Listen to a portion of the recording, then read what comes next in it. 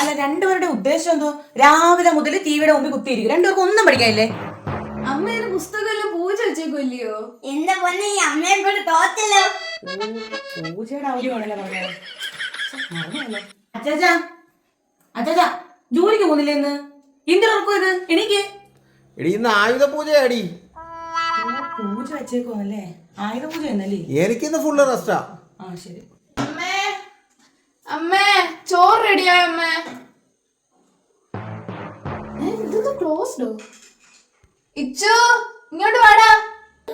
ചേച്ചി ആരാണ് കത്തി കൊണ്ടുവച്ചേ? എന്തുവാടാ? കിട്ടിട്ടുണ്ടോ? ഇതൊക്കെ കത്തി കൊടുവാളി ഇഞ്ചക്ഷൻ കുക്കറൊക്കെ ഇവിടെ കൊണ്ടുവച്ചേക്കുന്നത്. ഇതിന്റെ മേലെ ആരാടാ ഈ പൂവൊക്കെ വരിയിട്ട്? ഞാനില്ല ദീപി, ഞാനില്ല. സത്യത്തിൽ അമ്മ എവിടെ പോടാ? അടുക്കളയിൽ കഥ അടച്ചിട്ട് ക്ലോസ്ഡ് എന്നൊക്കെ എഴുതി വെച്ചേ. എനിക്ക് മാറിയതിൽ എന്താ പൊന്നി ചേച്ചി? അമ്മ ഇവിടെ ഇരിക്കുവായിരുന്നോ? അവിടെ ആരാ അമ്മ കിച്ചണിൽ ക്ലോസ്ഡ് എന്നൊക്കെ എഴുതി വെച്ച് കുറെ ഇരുമ്പ് സാധനങ്ങൾ എടുത്ത് വെച്ച് കുറെ പൂവും വാരി ഇട്ടിട്ടുണ്ട്. അത് ആരാ അമ്മേ? ഞാനാ. നിങ്ങൾ അപ്പനും മക്കൾക്കൊക്കെ പൂജയാണല്ലോ, വെറുതെ കുത്തിയിരിക്കാണല്ലോ. ഞാനും പൂജ വെച്ചേക്കും. എന്റെ ആയുധങ്ങളല്ല, എന്റെ ആയുധങ്ങളായി ഇരുമ്പും പിന്നെ കത്തിയൊക്കെ അവിടെ ഇരിക്കുന്ന സാധനങ്ങളല്ല. പിന്നെ എന്റെ ഇഞ്ചക്ഷൻ കുക്കർ അതെല്ലാം ഞാനങ്ങ് പൂജ വെച്ചു.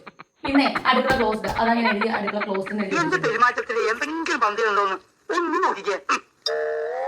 ഹലോ, അപ്പ എവിടെ പോയതാ? ഓ, നമ്മളിവിടെ പൂജ വെച്ചെന്ന് പറഞ്ഞോണ്ട് അമ്മ അമ്മയുടെ ആയുധങ്ങളെല്ലാം പൂജ വെച്ചിട്ട് അവിടെ കുത്തിയിരിപ്പുണ്ട്. ഒന്നും ഉണ്ടാക്കിയിട്ടില്ല. അപ്പൊ എന്തെങ്കിലും കഴിക്കണമെന്നുണ്ടെങ്കിൽ എന്തെങ്കിലും മേടിച്ചോണ്ട് വരണം.